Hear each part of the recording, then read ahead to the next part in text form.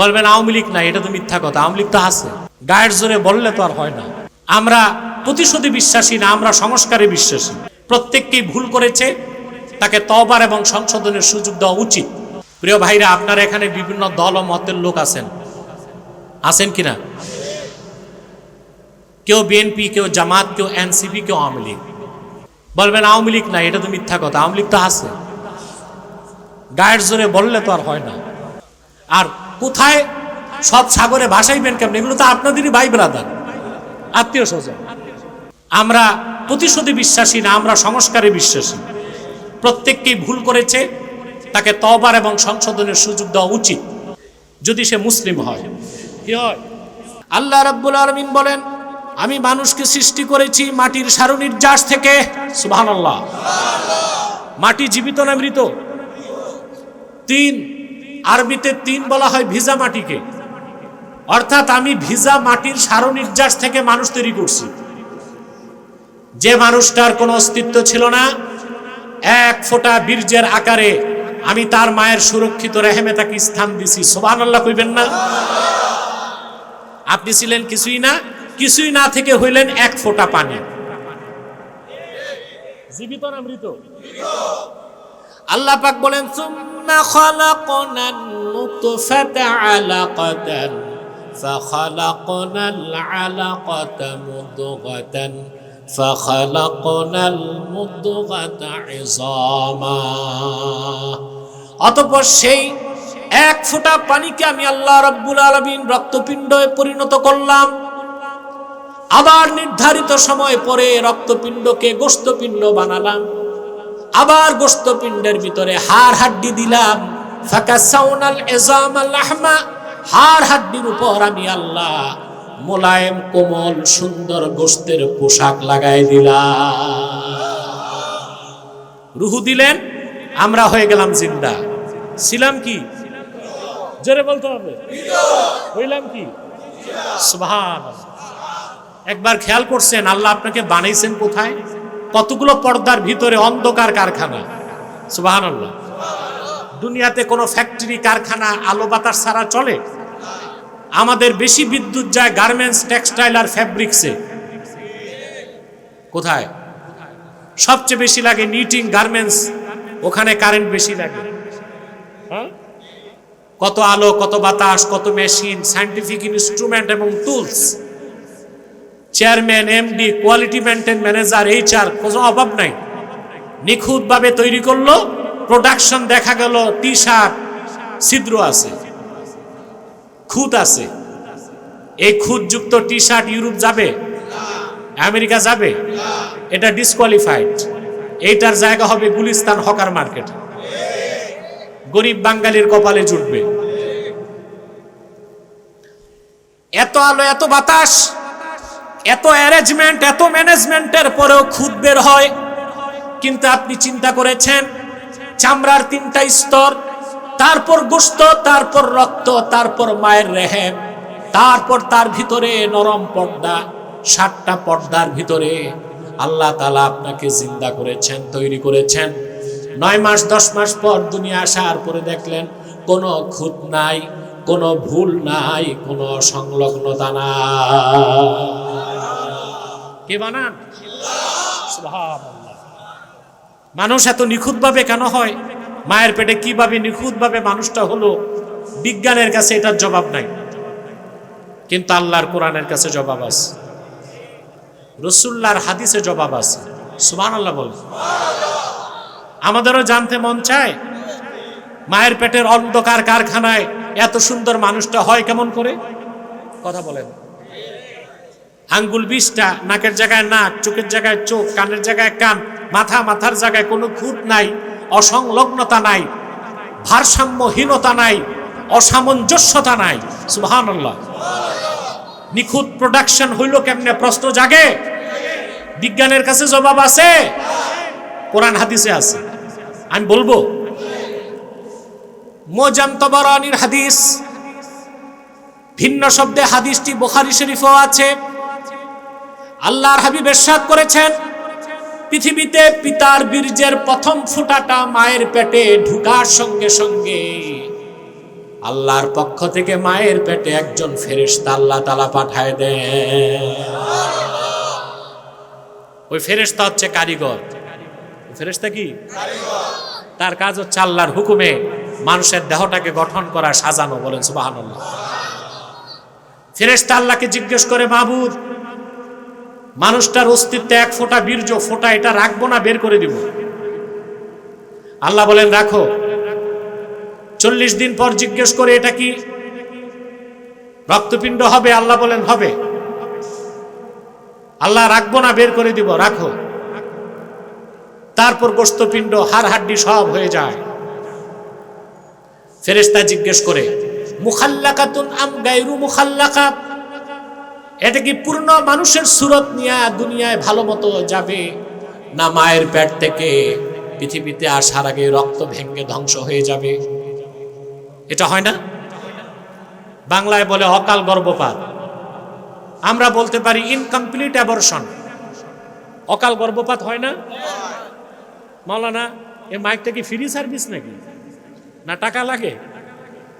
এত বাজে মাইক তো নারায়ণগঞ্জে আমি দেখি নাই। আমাকে বললেও তো আমি মাইক ব্যবস্থা করে দিত। আরে ভাই, রেল আসতেছে, দেখতেছে মানুষ, যার আত্মহত্যা করার ইচ্ছা দাঁড়ায় থাক। কারো যদি মরতে মন চায় স্বেচ্ছায়, ও তো দাঁড়াই থাকবে। সম্মানিত সুধী,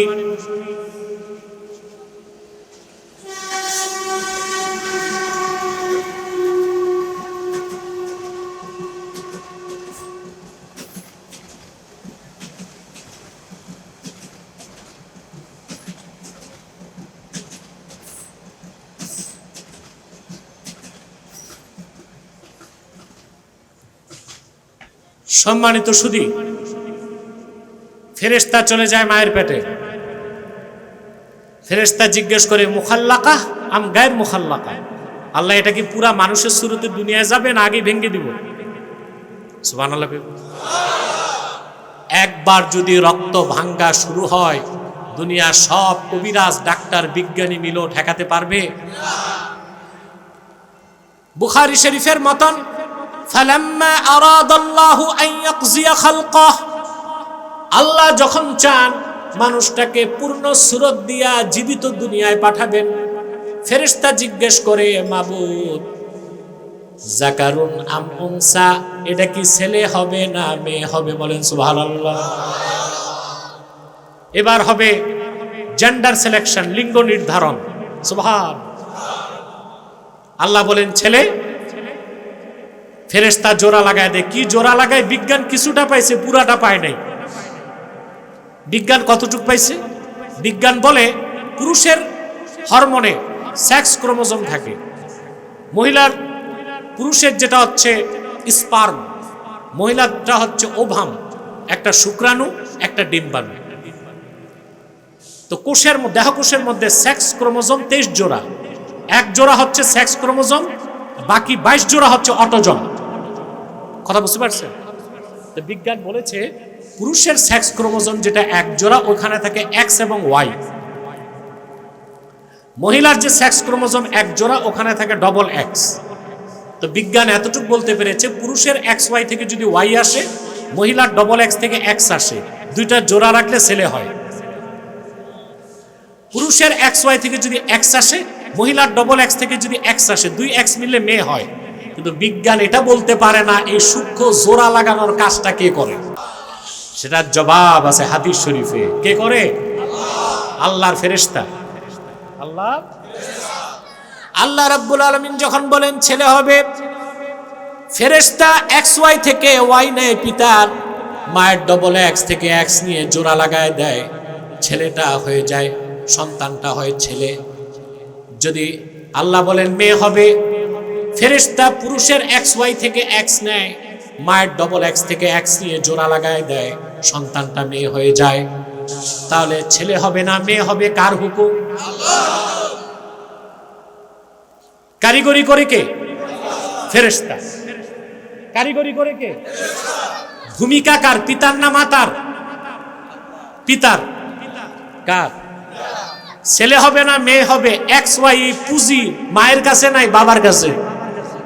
তাহলে ছেলে হবে না মেয়ে হবে ভূমিকা কার? বাবার। কার? ছেলে হবে না মেয়ে হবে নির্ধারণের শক্তি কার কাছে? মায়ের তো কোনো দোষ নাই। আমাদের বাংলাদেশের কুসংস্কার হচ্ছে যে মহিলারা বারবার কন্যা সন্তান জন্ম দেয় তাদেরকে শ্বশুর বাড়িতে প্রেসার ক্রিয়েট করা হয়। তারা ইন্টেলেকচুয়াল এনার্কি, মানসিক নৈরাজ্যে ভুগে যে সব মেয়ে হচ্ছে আমার সংসার টিকবে কিনা। নেহায়েত দরজার মূর্খ লোক ছাড়া কন্যা সন্তান হবার কারণে স্ত্রীকে কটাক্ষ করতে পারে না। স্ত্রীর হাতে তো কিচ্ছু নাই। হুকুম কার? কারিগরি কার? ভূমিকা কার? পিতার। মায়ের করার কিছুই নাই। অতএব মায়েরা যদি, বোনেরা যদি বারবার মেয়ে জন্ম দেয় কটাক্ষ করবেন না, এটা চরম মূর্খতা ও কবিরা গুনাহ। আল্লাহর সিদ্ধান্তে আপনি রাজি না, এটাই তো বোঝা যায়। তা আপনি মুসলমান হইলেন কেমন করে? মুসলমান তো সেই রিদা বিল কাজা, আল্লাহর সিদ্ধান্তকে যে মস্তক পেতে মেনে নেয় তারই নাম মুসলিম।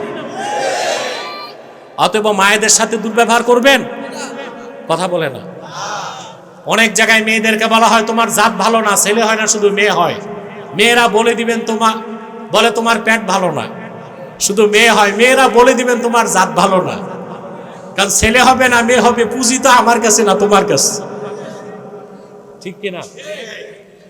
কন্যা সন্তান হলে তো ভাগ্যের কথা।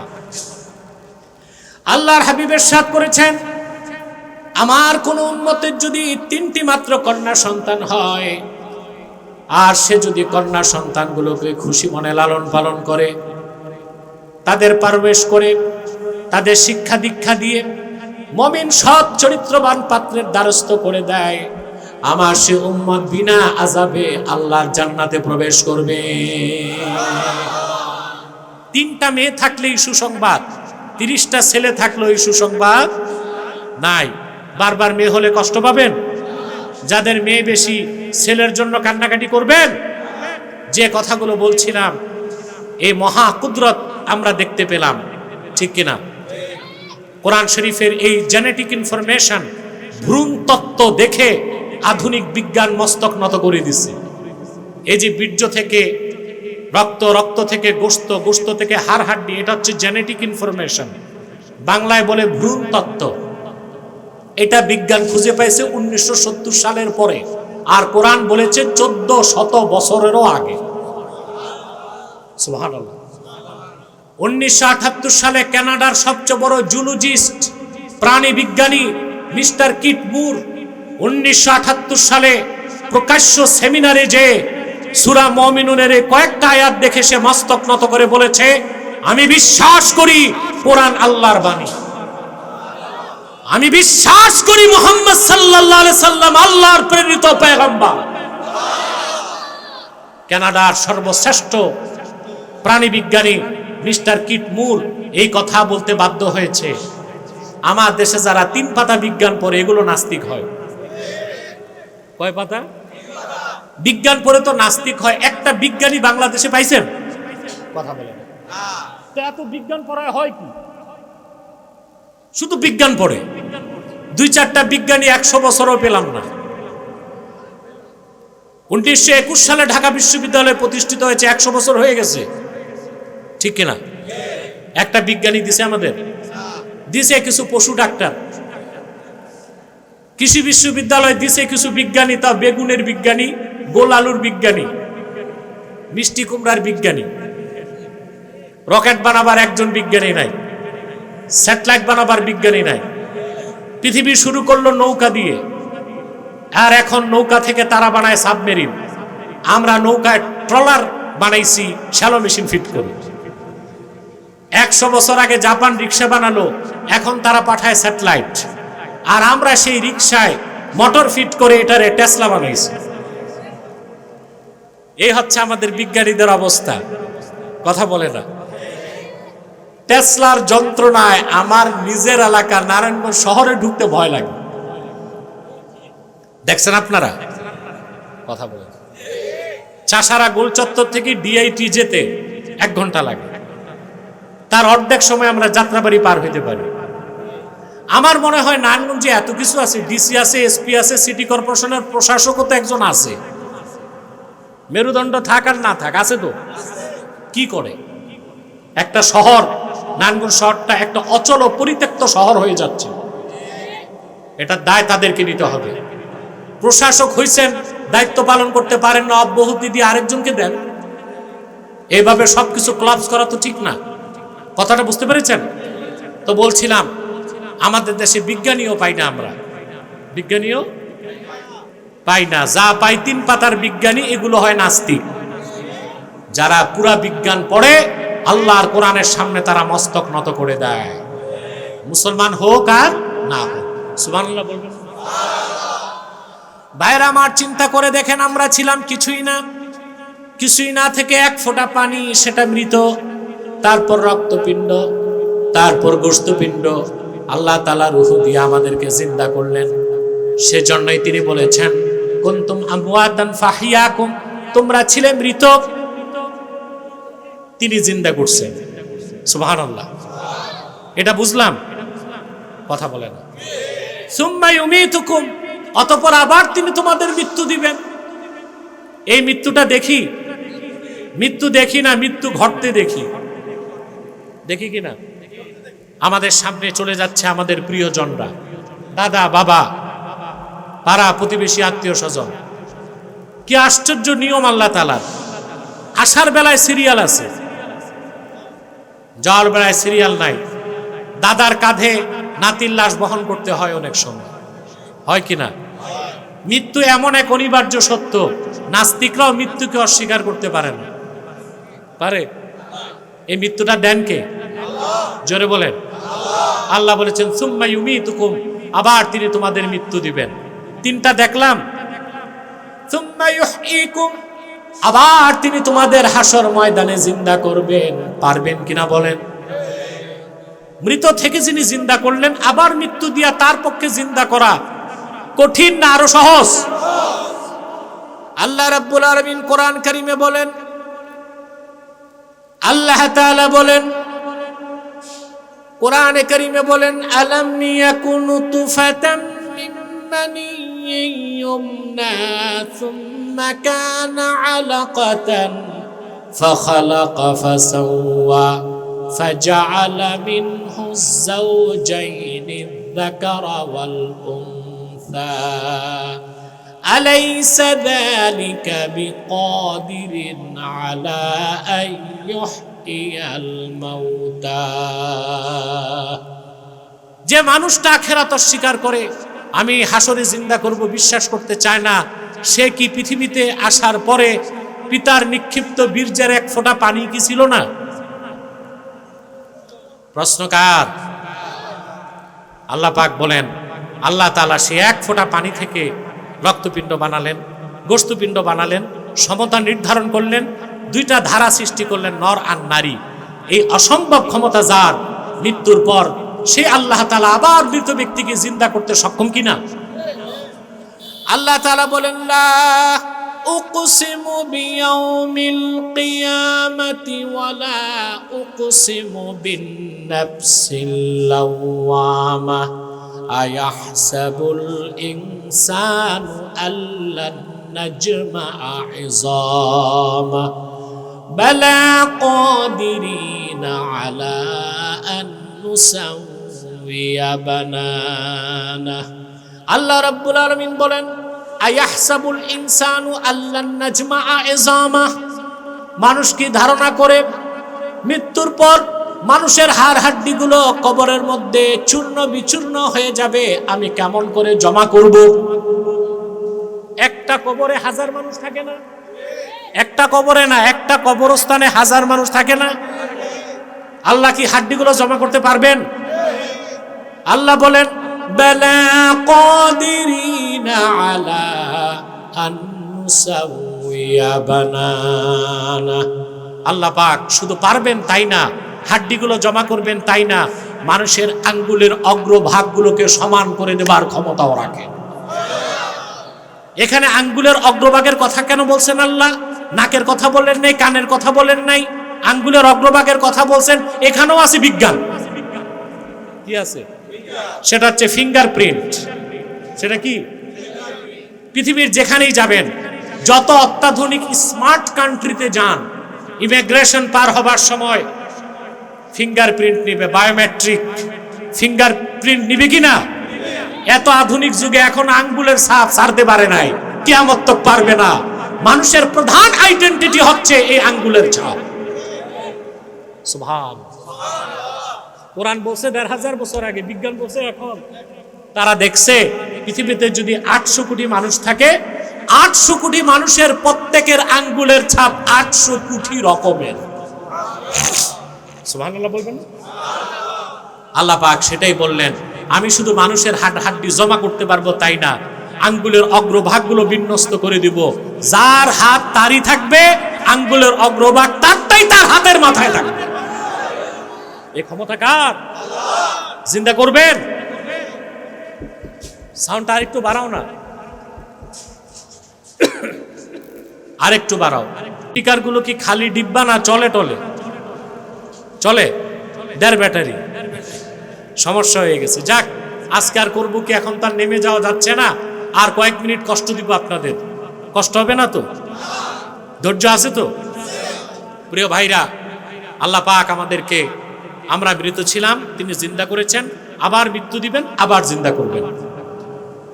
তাফসীর হুসাইনিতে এসেছে, বাদা নাফাকাতিস সানিয়া কামা জিবরিল আলা সাখরাতি বাইতুল মুকদ্দাস। ইসরাফিল দ্বিতীয়বার সিংহায় ফুৎকার দেবার পরে, সুবহানাল্লাহ, ইসরাফিল কয়বার ফু দিবে? জোরে বলেন। দ্বিতীয়বার সিংহায় ফুৎকার দেবার পরে হযরত জিবরিল বাইতুল মুকদ্দাসের পাশে একটা বড় পাথরে দাঁড়াবেন। সেখানে দাঁড়ায় জিবরিল ডাক দিবেন। পৃথিবীর কোনো মানুষ তখন কবরের উপর থাকবে না, সব থাকবে কবরে। জিবরিল আল্লাহর পক্ষ থেকে ঘোষণা দিবেন, ইয়া আইয়াতুহাল লুহুমুল মুতামাজ্জিকা ওয়াল ইজামুল মুতাফাররিকা হালুম্মু ইলা আরদির রহমান।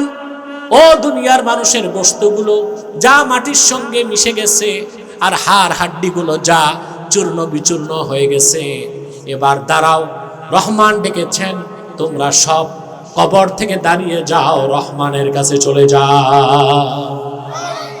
এই ঘোষণা দেবার সঙ্গে সঙ্গে পৃথিবীর যত জায়গায় যত মানুষ শুয়ে আছে, কবর থেকে সব দাঁড়ায় যাবে। নতমস্তকে তারা মহান আল্লাহর সামনে চলে যাবে। মিজানের পাল্লার সামনে হিসাব শুরু হয়ে যাবে। আমরা সে আখিরাত বিশ্বাস করি? জোরে বলেন।